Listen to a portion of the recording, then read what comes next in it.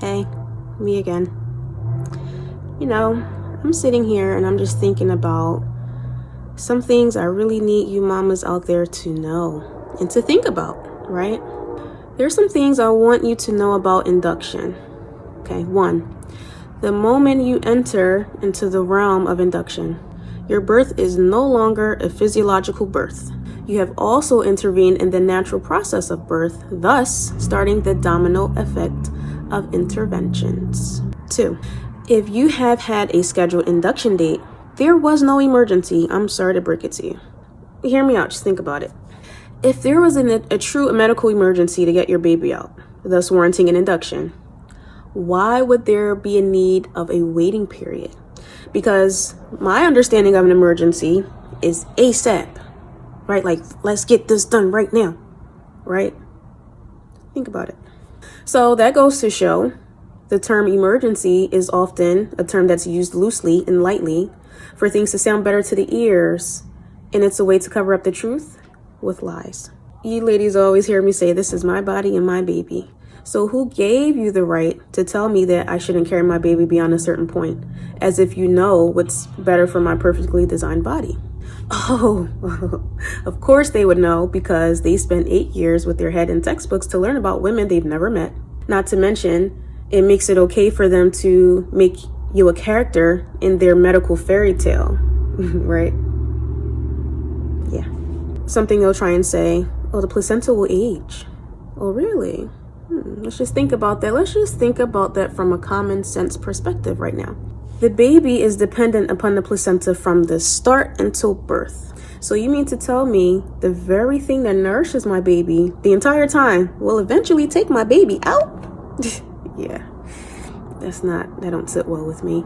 They'll also try and say the longer the baby stays in, the baby will get too big to come out. Now, I don't know about all you ladies out there, but me, I'm a believer in God, okay? My Lord says, I am what my servants think of me. So let me tell you what I think about my Lord, okay? I think of him as a merciful Lord and the creator of life and beings. So I don't believe that God designed my body to birth a baby only for me to fail in the process.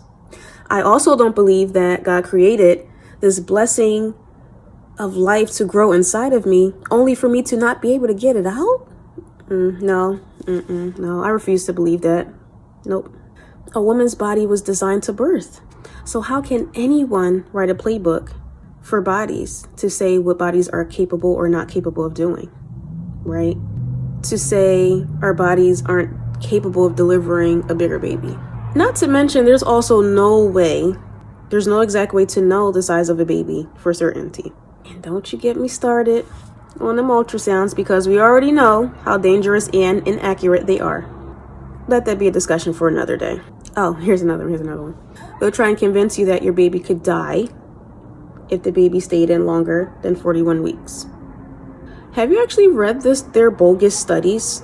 The statistics literally shows no difference in survival rates between babies that were induced and babies that came well after 41 weeks. I mean, personally, my third baby came at 42 weeks. So, yeah. Let's talk about what they don't tell you. Those cervical ripening pills that they use to ripen the cervix can result in fetal distress, which can lead to, you named it, C-sections. Pitocin alone has risks that, in my opinion, harms outweigh the good. But I'll get into the harms of Pitocin in another video. Listen, mamas, don't fall for the crap. Don't fall for it. Their evidence is unsubstantiated and has nothing to do with you. But don't take my word for it. Do your research, okay? Do your research and learn better so you can do better for your bodies and your babies, because you deserve better and your babies deserve better. Don't let them make you a textbook statistic dummy.